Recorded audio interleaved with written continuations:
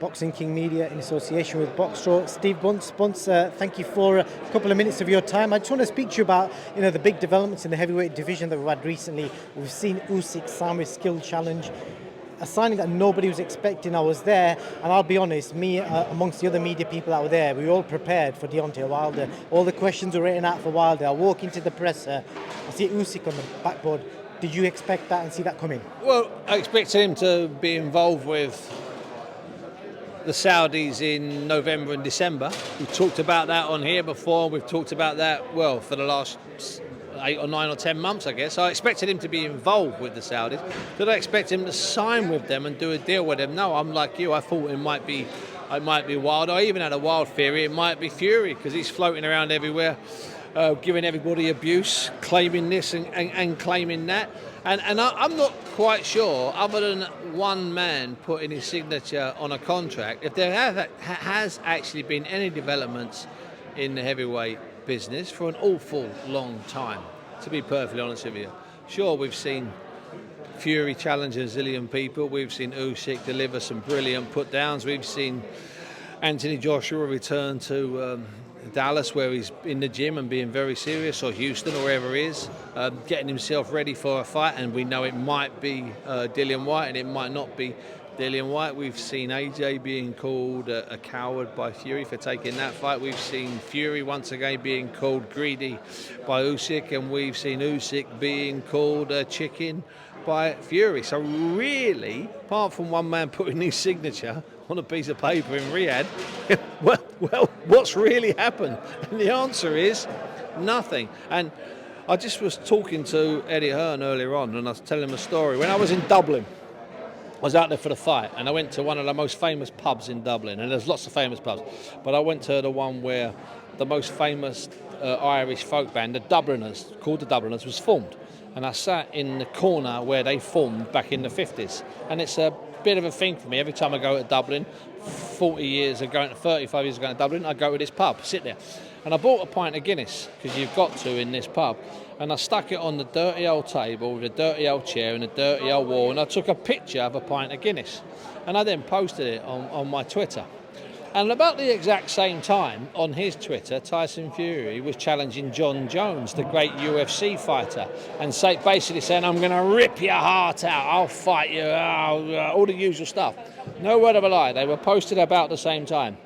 4 or 5 hours later, I'd had more views. My static pint of Guinness had more views than Tyson Fury promising to rip John Jones' head off. Now, let me ask you this.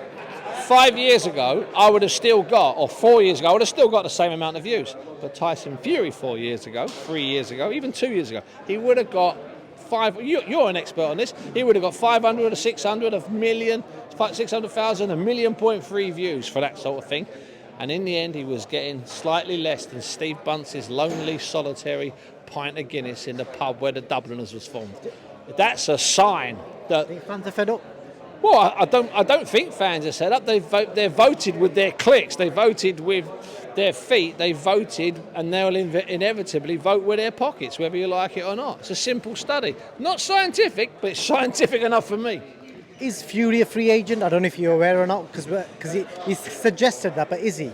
I don't think he's a free agent. I think he's got all sorts of obligations to different people, but I don't. If being a free agent means you do exactly what you want to do, then he's an eternal free agent, because he doesn't listen or take advice really from anybody, and he's not going to be told what to do. He's Tyson Fury, king of the gypsies, king of the world. So even if he's not a free agent, he still acts, and his entire life is based on the concept of him being a free agent. What do you make of Frank Warren's interviews yesterday? Frank's been quiet for a while, but he come out yesterday, effing and jeffing. I've never seen him swear so much. Basically saying Eddie's going to wheel somebody out of a hospital with a pulse for AJ, and just kind of carry him to the Wilder fight, and amongst many other things. Yeah, well, in all fairness, if you've got a massive Wilder fight for an awful lot of millions lined up in November or December, then the fight that you have before that in September, it's understandable you don't take a risk. The problem is if you say you're not taking... the problem with that, rather, is if you say you are taking a risk. And providing that the people behind AJ don't say, oh no, we're going to fight, I don't know, Derek Chisora. He's the biggest test we could find. He's the only man available. As long as they say, no, we're fighting Dillian Whyte. It's a fight that makes sense. We'll do good business. Dillian carries a grudge against Fury, against Joshua going back in time. So therefore, it makes sense. And also, you know, it's a really tricky old thing, the heavyweight business, the boxing business, because, you know, you find a fault with one person, it's easier to find a flaw and a fault with someone else. It's a business. We just move on. We just get on. We just do it. Simple as that. In your head, does it happen? Does it all take place, or is something going to ruin everything?